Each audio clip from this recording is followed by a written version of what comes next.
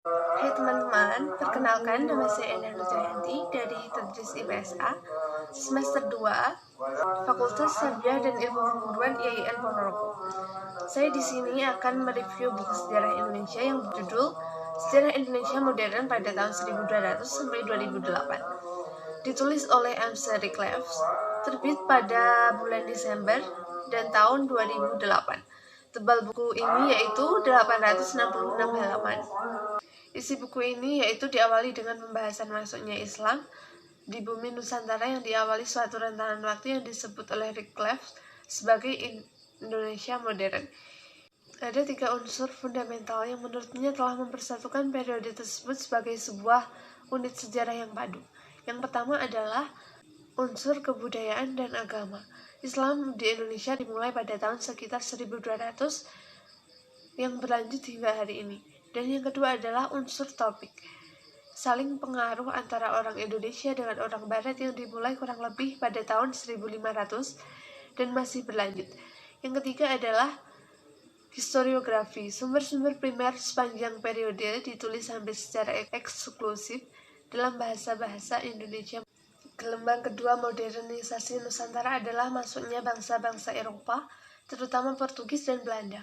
Pengaruh mendasar dari kolonialisasi Portugis adalah kacaunya jaringan perdagangan sebagai akibat ditaklukannya Malaka serta penanaman agama Katolik, terutama di Indonesia Timur.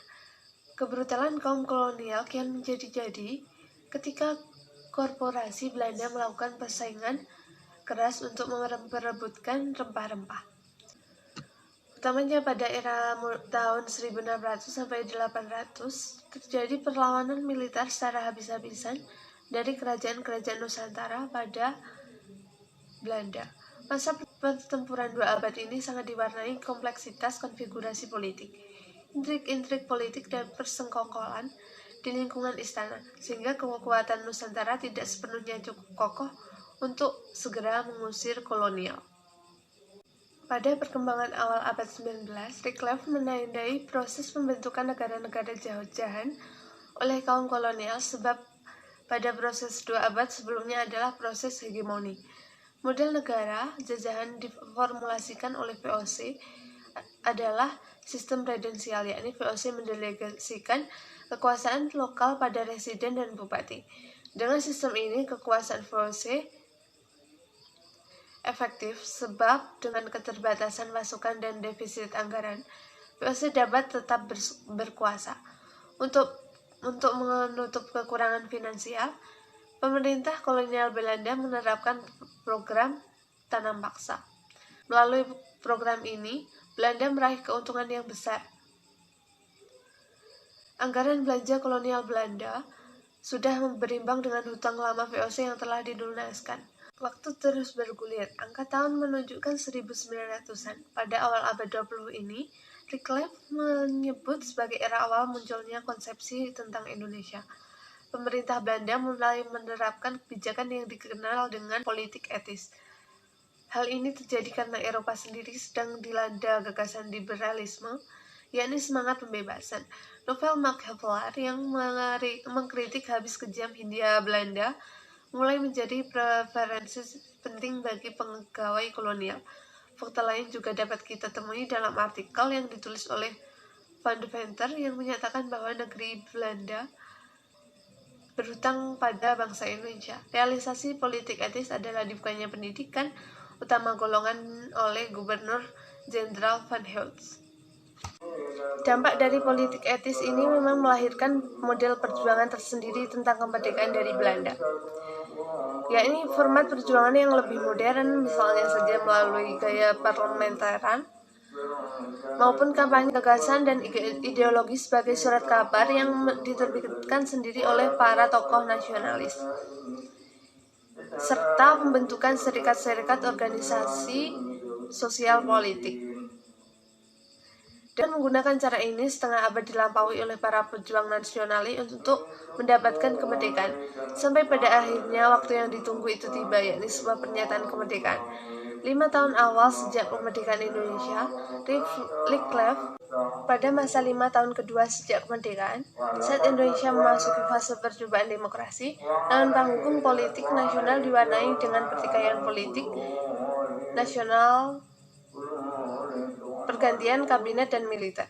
Namun pada sisi lain, Indonesia mulai memperhitungkan dalam kancah politik internasional dengan menghalang kekuatan politik Asia Afrika, sebuah daerah yang setidaknya memiliki kesamaan nasib, yakni sama-sama sebagai bangsa yang pernah dijajah. Ya, hasil nyata dari konsolidasi ini oleh Soekarno populer disebut dengan NEVO. Namun kekuatan politik Soekarno pun lambat laun mulai redup, puncaknya pada saat tragedi G30 S65 meletus. Berikutnya, Orde Baru di bawah kepemimpinan militer tampil sebagai kekuatan kooperatis. Masa Orde Baru memang berhasil melambungkan pertumbuhan ekonomi nasional, sampai-sampai gelar Bapak Pembangunan dilekatkan kepada Presiden Soeharto waktu itu. Karena stabilitas yang menjadi prinsip, maka seluruh potensi politik yang kritis segera dihabisi oleh Orde Baru. Klimaknya Orde Baru jatuh atas otoritarisme yang dijalankan selama 35 tahun. Gelombang demokrasi kedua mulai tumbuh. Orang populer menyebutnya dengan zaman reformasi, namun kalangan akar rumput sering menyebutnya dengan reformasi. Hal ini terjadi karena depresi akibat ekonomi yang sedang melanda kawasan Asia. Ketika perjalanan reformasi mencapai 2 kali pemilu, Indonesia sebagaimana yang digambarkan oleh Wycliffe telah melampaui 4 kali kepemimpinan nasional. Pada saat yang sama dibarengi dengan persoalan yang mulai merajalela. Contoh persoalannya adalah merajalelanya korupsi, ancaman separatisme, tingginya angka kemiskinan, bahkan intrik-intrik politik yang mencederai kedewasaan berdemokrasi. Selanjutnya adalah kelebihan dari buku. Buku ini memiliki pembahasan yang menarik karena membahas mengenai sejarah Indonesia dari zaman kedatangan Islam sampai masa Orde Baru.